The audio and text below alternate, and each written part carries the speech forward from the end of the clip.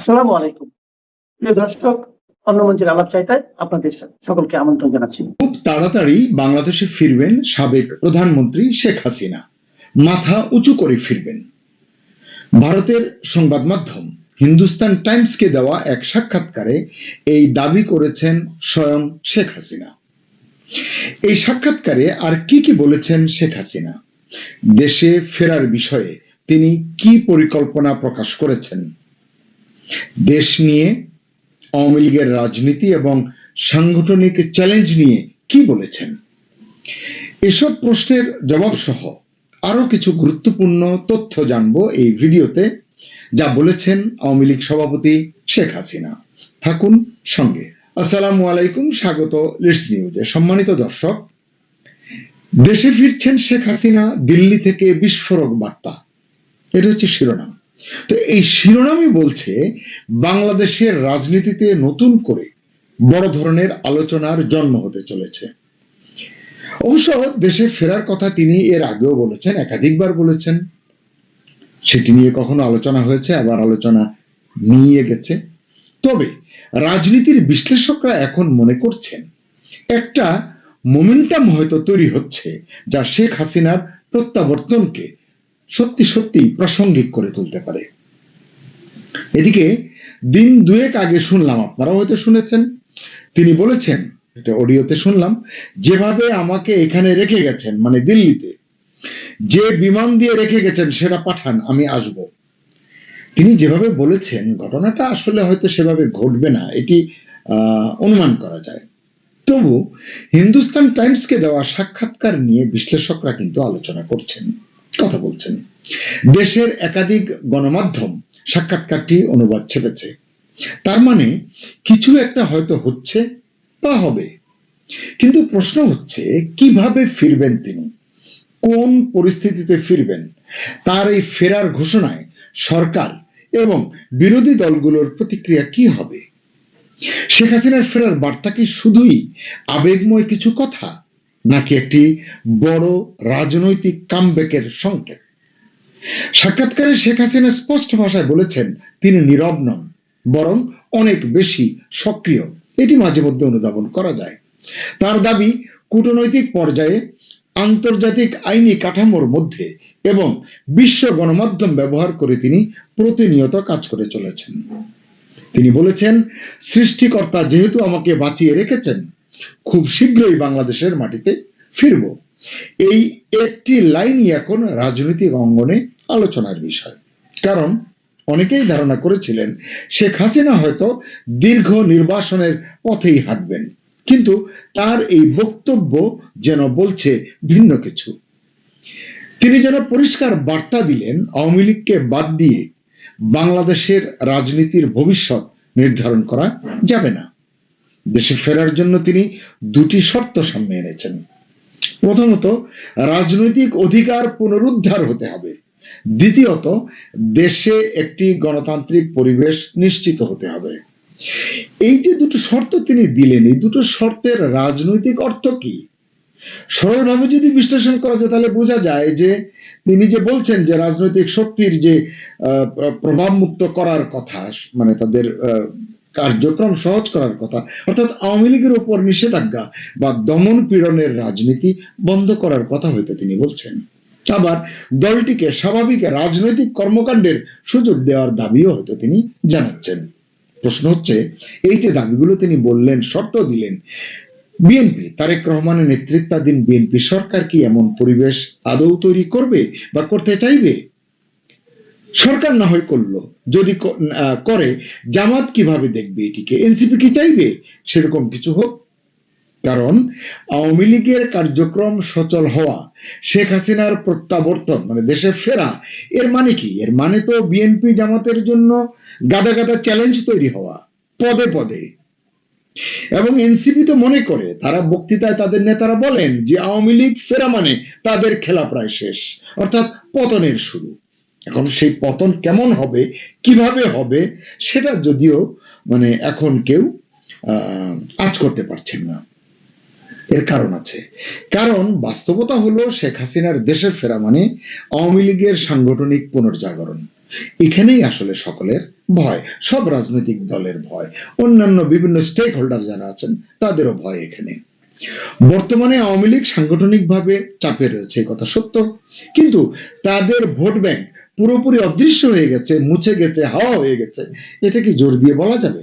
যাবে না বোধহয়। শেখ হাসিনা বলেছেন আওয়ামী লীগ জনগণের দল, কাগজে লেখা কোনো নিষেধাজ্ঞাই এই দলকে দমন করতে পারবে না। এই বক্তব্যের মাধ্যমে তিনি হয়তো বোঝাতে চেয়েছেন আওয়ামী লীগকে প্রশাসনিক আদেশ দিয়ে থামানো গেলেও, সাময়িকভাবে আটকানো গেলেও রাজনৈতিক বাস্তবতা থেকে মুছে ফেলা সম্ভব নয়। তিনি দলের ঐতিহাসিক প্রেক্ষাপটও তুলে ধরেছেন এই সাক্ষাৎকারে। মানে নিষিদ্ধ এর আগেও আওয়ামী লীগ হয়েছে, তারপরে কিভাবে ফিনিক্স পাখির মতো আবার ঘুরে দাঁড়িয়েছে, উঠে দাঁড়িয়েছে, সেটি তিনি বোঝাতে চেয়েছেন। এই জায়গাতেই বিএনপি জামাতের জন্য একটা নতুন সমীকরণ তৈরি হতে পারে বলে মনে করা হচ্ছে। কারণ যদি আওয়ামী লীগ আবার মাঠে সংগঠিত হতে শুরু করে, অর্থাৎ সুযোগ তৈরি করে নিতে পারে যদি একবার, তাহলে বর্তমান যে রাজনৈতিক হিসাব আছে, যে সমীকরণ আছে, এটা কিন্তু সম্পূর্ণ বদলে যেতে পারে। কারণ এর কিছু কারণ যদি বলি আপনারা মেলাতে পারবেন।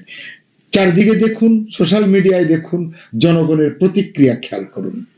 বিশেষ করে সাধারণ মানুষ, শ্রমজীবী মানুষ, দরিদ্র মানুষ, নিম্নবিত্তের মানুষ, তারা কিভাবে, কি ভাষায় মুখ খুলছেন লক্ষ্য করুন।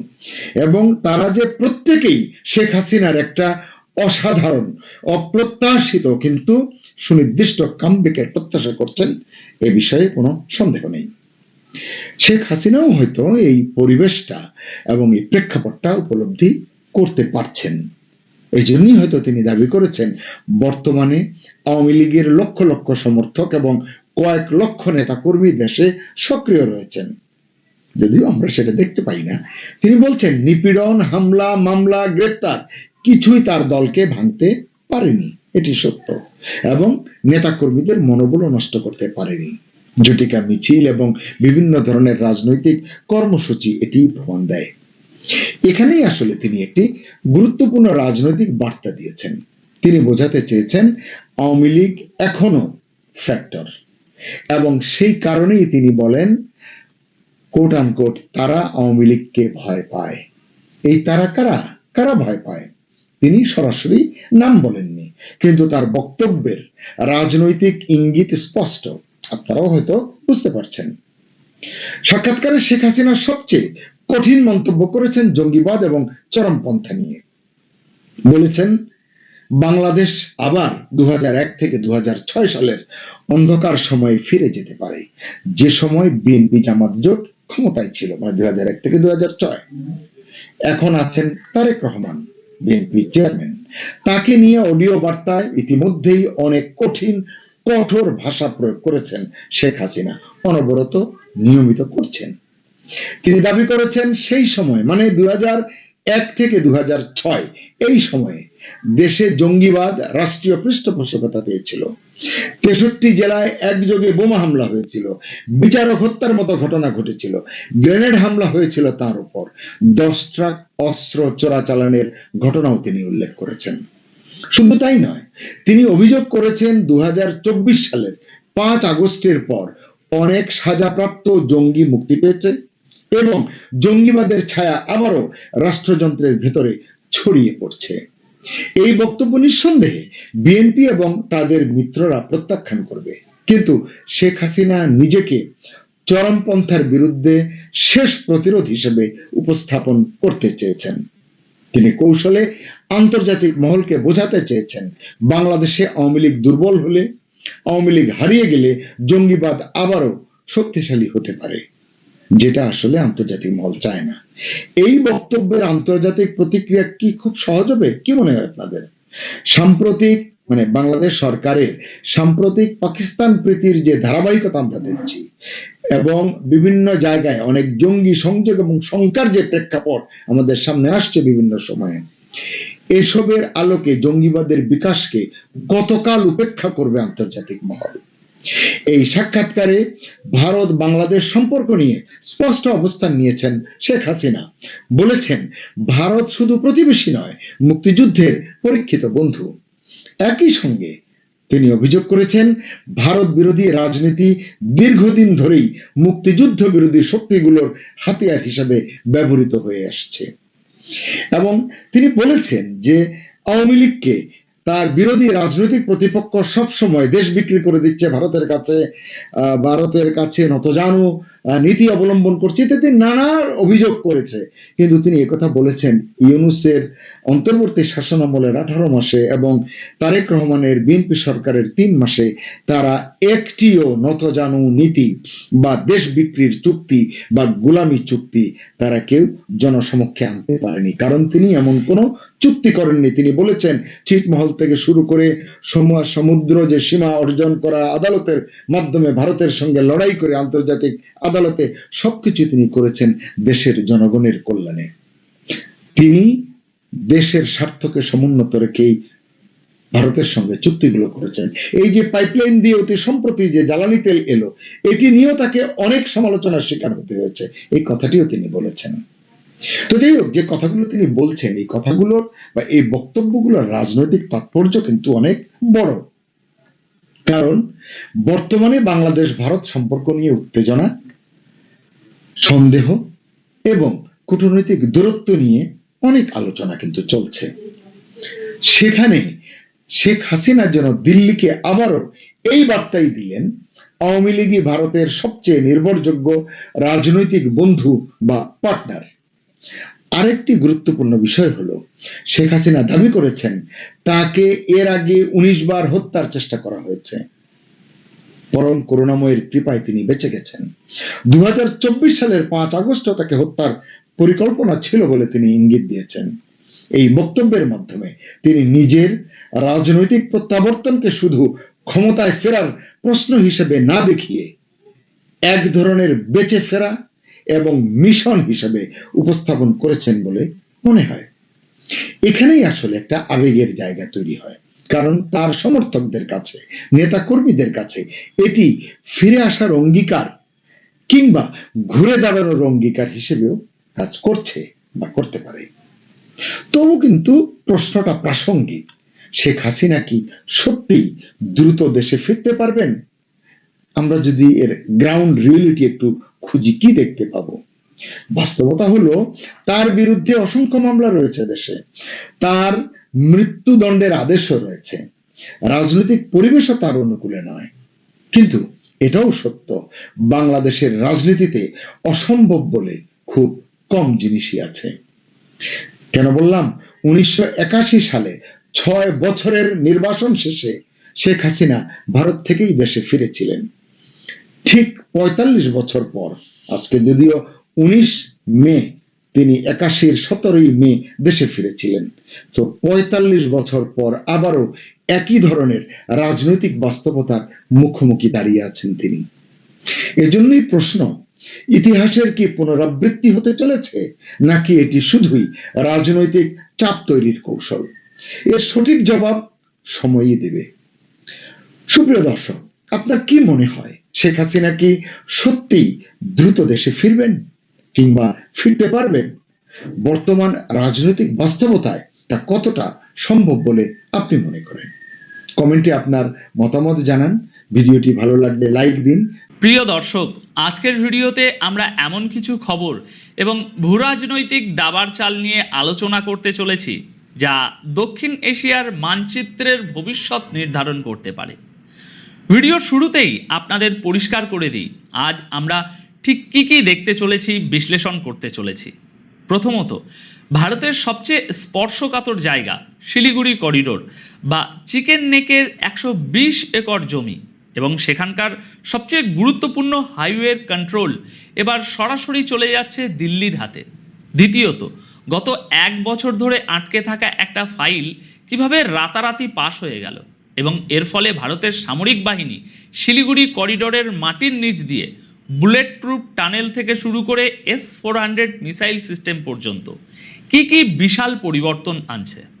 আপনারা যারা গ্লোবাল পাওয়ার পলিটিক্স বোঝেন তারা জানেন যে জিও পলিটিক্সে কোনো কিছুই হঠাৎ করে হয় না। পর্দার আড়ালে চলা এই আসল কূটনীতি এবং স্ট্র্যাটেজিগুলো নিয়েই আজ আমরা একদম গভীরভাবে বিশ্লেষণ করব। দেখুন, খবরের একদম উপরের স্তরে আমরা দেখতে পাচ্ছি যে বর্তমানে পশ্চিমবঙ্গের নূতন সরকার ভারতের সিকিউরিটি ইস্যুগুলোকে অত্যন্ত গুরুত্বের সাথে বিবেচনা করছে। এখন সেই জায়গা থেকে একটা অত্যন্ত বড় এবং স্ট্র্যাটেজিক পদক্ষেপ নেওয়া হয়েছে। ভারত সরকারকে বা সহজ কথায় সেন্ট্রাল এজেন্সিকে শিলিগুড়ি করিডোরের 120 একর জমি হস্তান্তর করা হয়েছে, যেখানে বিএসএফ তাদের নিজস্ব ইনফ্রাস্ট্রাকচার, ফেন্সিং এবং সিকিউরিটি গ্রিড তৈরি করবে। কিন্তু আসল ব্যাপারটা হলো, এটা শুধুই খবরের একটা উপরের আবরণ। আমরা যদি একটু গভীরে যাই তাহলে দেখতে পাবো সবচেয়ে ক্রিটিক্যাল বিষয়টা হলো এই সরু চিকেন নেক্স দিয়ে যাওয়া ইনফ্রাস্ট্রাকচার এবং ওখানকার ওই রাস্তাঘাটগুলোর নিয়ন্ত্রণ। আপনারা হয়তো জেনে অবাক হবেন যে এই স্ট্র্যাটেজিক হাইওয়েগুলোর বেশিরভাগেরই নিয়ন্ত্রণ এতদিন ছিল রাজ্য সরকারের হাতে। অর্থাৎ এই রাস্তাগুলোর মেনটেনেন্স থেকে শুরু করে ভবিষ্যৎ উন্নয়ন সব কিছুই পশ্চিমবঙ্গ রাজ্য সরকারের পাবলিক ওয়ার্কস ডিপার্টমেন্ট পিডব্লিউডি দেখভাল করত, আর এর জন্য কেন্দ্র থেকে ফান্ড আসতো। কিন্তু এই রাস্তাগুলোর আসল অবস্থা কি, রাস্তার দুপাশে কিভাবে বেআইনি দখলদার চলছিল, তা আমাদের আজ আর কারো অজানা নয়। এখন এই পুরো সিস্টেমটাকে এক ধাক্কায় বদলে দেওয়া হয়েছে। রিপোর্ট অনুযায়ী পশ্চিমবঙ্গের নূতন মুখ্যমন্ত্রী শুভেন্দু অধিকারীর তরফ থেকে বা নূতন প্রশাসনিক কাঠামোর মাধ্যমে এই বড় সিদ্ধান্তটি নেওয়া হয়েছে, যেখানে সেন্ট্রাল গভর্নমেন্ট সরাসরি চিকেন নেকের উপর নিজেদের সম্পূর্ণ নূতন করে গ্রিপ তৈরি করছে। বিখ্যাত পত্রিকা টেলিগ্রাফও এই খবরটি খুব গুরুত্বের সাথে কভার করেছে। দেখুন, এখানে একটা জিনিস বুঝতে হবে, এই শিলিগুড়ি করিডোর কেন এত গুরুত্বপূর্ণ এবং কেনই বা গত 1.5-2 বছর ধরে এই এলাকাটাকে দুর্ভেদ্য করার জন্য এত জোরসোরে আলোচনা চলছে। দর্শক, চিকেন নেক্স হলো ভারতের সবচেয়ে বড় মিলিটারি চোক পয়েন্ট। এর চওড়া মাত্র 21 থেকে 22 কিলোমিটার এবং মোট দৈর্ঘ্য প্রায় 60 কিলোমিটার, যার মধ্যে সবচেয়ে ক্রিটিক্যাল অংশটি হলো 40 কিলোমিটারের একটা লম্বা স্ট্রেচ। এই ছোট্ট জায়গার উপর দিয়েই রেলওয়ে লাইন, মূল হাইওয়ে, এশিয়ান হাইওয়ে গিয়েছে এবং এর চারপাশেই রয়েছে আন্তর্জাতিক বর্ডার। এই একটা মাত্র করিডোরই ভারতের উত্তর পূর্বাঞ্চলীয় রাজ্যগুলোকে মূল ভূখণ্ডের সাথে যুক্ত করে। আপনারা জানেন, বাংলাদেশের শেখ হাসিনা সরকারের পতনের পর থেকে এই শিলিগুড়ি করিডোরের কাছাকাছি অঞ্চলে এক ধরনের নতুন উত্তেজনা লক্ষ্য করা যাচ্ছিল। বাংলাদেশের ভিতরে পাকিস্তানের আইএসআই অত্যন্ত অ্যাক্টিভ হয়ে উঠেছে। অন্যদিকে চীনারা বাংলাদেশের লালমনিরহাটে তাদের তৎপরতা বাড়াচ্ছে। পরিষ্কারভাবে বোঝা যাচ্ছে যে ভারতকে এই চিকেন নেকে আটকে ফেলার বা চাপে রাখার একটা বড়সড় ব্লুপ্রিন্ট তৈরি হচ্ছিল। আর এই কারণেই শিলিগুড়ি করিডোর দিয়ে যাওয়া সমস্ত গুরুত্বপূর্ণ ইনফ্রাস্ট্রাকচার এখন সেন্ট্রাল এজেন্সির হাতে তুলে দেওয়া হয়েছে। আর এই অঞ্চলে যেহেতু পাহাড়ি ভূপ্রকৃতি রয়েছে, তাই মাত্র একটা বড় ল্যান্ডস্লাইড বা ধস নামলেই পুরো রাস্তা ব্লক হয়ে যেতে পারে। আর সামরিক দিক থেকে চিন্তা করলে যুদ্ধের সময় যদি এই রাস্তা ব্লক হয়ে যায়, তবে নর্থ ইস্টের সাথে ভারতের যোগাযোগ সম্পূর্ণ বিচ্ছিন্ন হয়ে পড়বে। এর পাশাপাশি আরও একটি অত্যন্ত সেন্সিটিভ বিষয় নিয়ে দীর্ঘ সময় ধরে প্রশ্ন উঠছিল, আর তা হলো এই শিলিগুড়ি করিডোর এলাকার আশেপাশে পাল্টে যাওয়া জনবিন্যাস।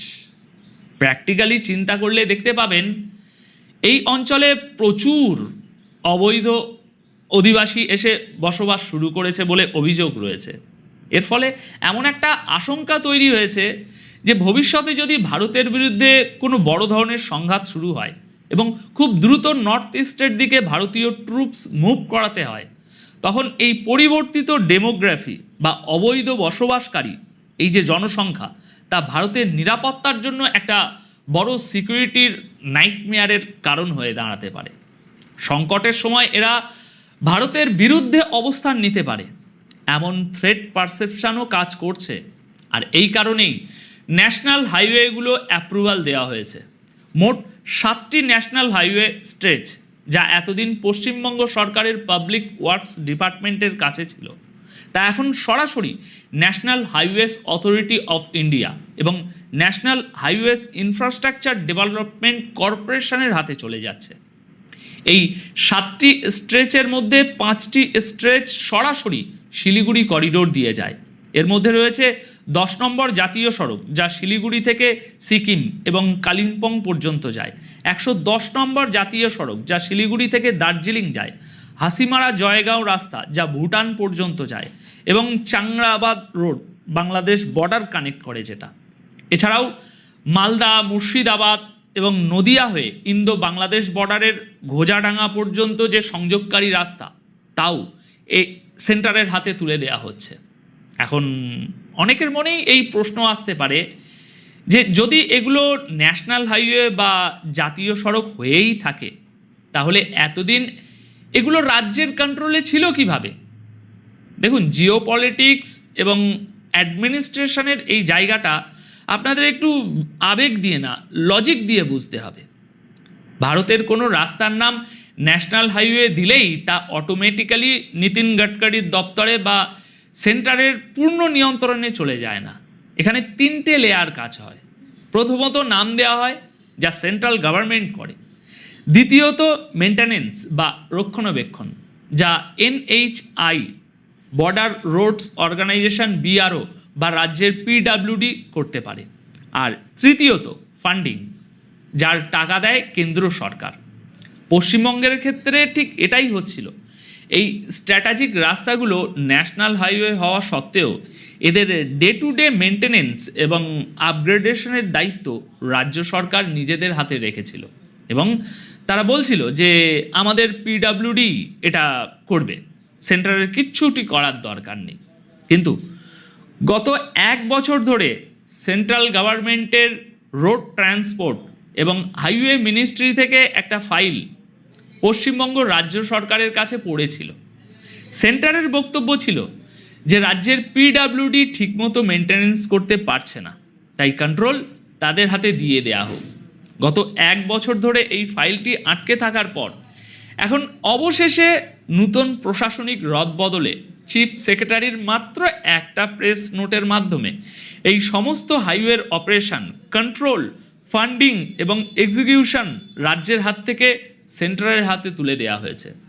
এর ফলে এখন এই রাস্তাগুলোর ইমিডিয়েট রিপেয়ারিং এবং বর্ডার ফেন্সিংয়ের কাজ অত্যন্ত দ্রুত গতিতে শুরু হবে।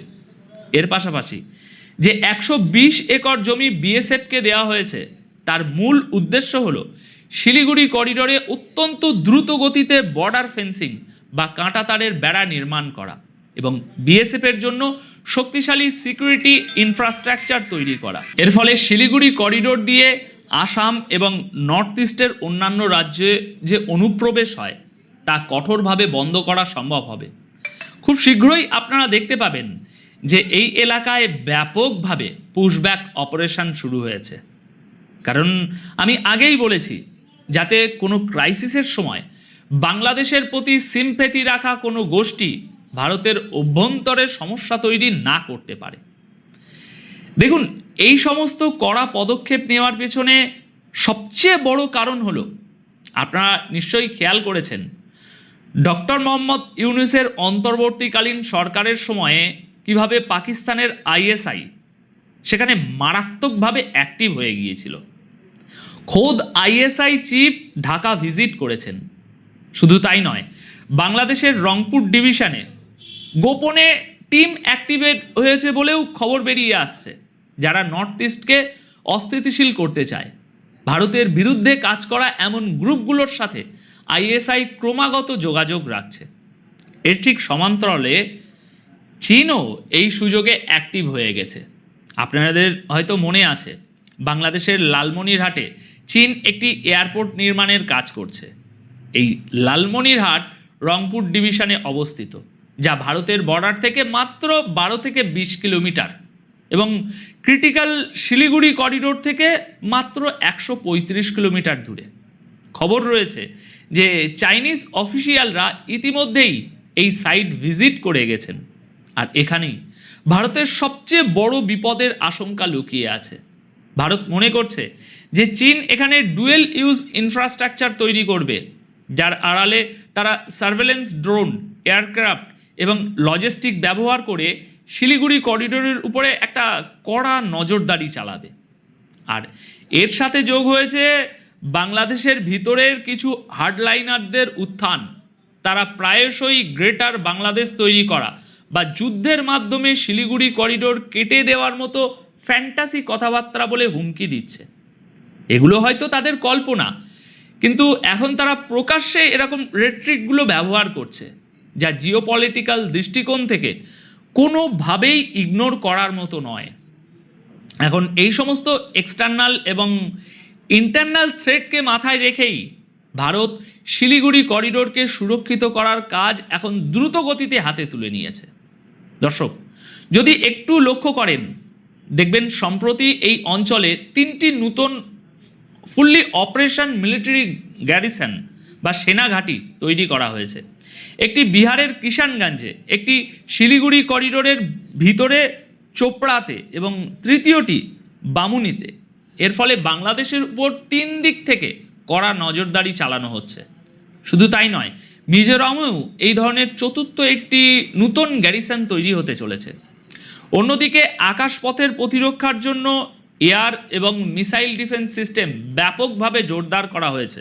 বর্তমানে দ্বিতীয় বিশ্বযুদ্ধের সময়কার পুরনো সমস্ত এয়ার স্ট্রিপগুলো, বিশেষ করে হাসিমারা এবং বাগডোরা এয়ারবেসকে আধুনিকরণ করা হচ্ছে দ্রুত গতিতে, যা চিকেন নেকের সুরক্ষার জন্য অত্যন্ত জরুরি। এমনকি খবর রয়েছে যে এই অঞ্চলে একটি S-400 এয়ার ডিফেন্স সিস্টেমও মোতায়েন করা হয়েছে, যা পুরো বাংলাদেশের এয়ার স্পেসের উপর তীক্ষ্ণ নজর রাখছে। বিএসএফ এবং আর্মি মিলে দ্রুত গতিতে বাংকার, ব্লাস্ট প্রুফ শেল্টার এবং ইনলাইন ডিফেন্স লাইন তৈরি করছে। আর সবচেয়ে চমকপ্রদ প্রপোজালটি হলো শিলিগুড়ি করিডোরে একটি স্ট্র্যাটেজিক রেল কাম রোড টানেল তৈরি করা হবে, যা দীর্ঘ দূরত্ব পর্যন্ত মাটির নিচ দিয়ে যাবে। এটা হবে সম্পূর্ণ ব্লাস্ট প্রুফ, যাতে যুদ্ধের সময় সেন্সিটিভ মিলিটারি কনভয়গুলো নজর এড়িয়ে কোনো আক্রমণ থেকে বেঁচে একদম সুরক্ষিতভাবে মাটির নিচ দিয়ে নর্থ ইস্টে পৌঁছে যেতে পারে। এই পুরো এলাকায় প্রায় 2 লক্ষ সৈন্য দ্রুত ডিপ্লয় করার মতো পরিকাঠামো গড়ে তোলা হচ্ছে এবং মাউন্টেন স্ট্রাইক কর্পসকে আপগ্রেড করা হচ্ছে।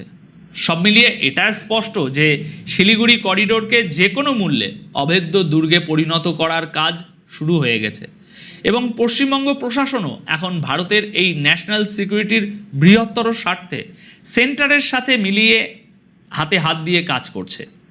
তো দর্শক, এই ছিল আমাদের আজকের সম্পূর্ণ জিওপলিটিক্যাল বিশ্লেষণ। এখন সবশেষে আপনাদের কাছে জানতে চাই, আজকের এই ভূরাজনৈতিক বিশ্লেষণ আপনাদের কেমন লাগলো এবং ভারতের এই স্ট্র্যাটেজিক মুভমেন্ট নিয়ে আপনাদের কি মতামত, তা অবশ্যই কমেন্ট করে জানাবেন।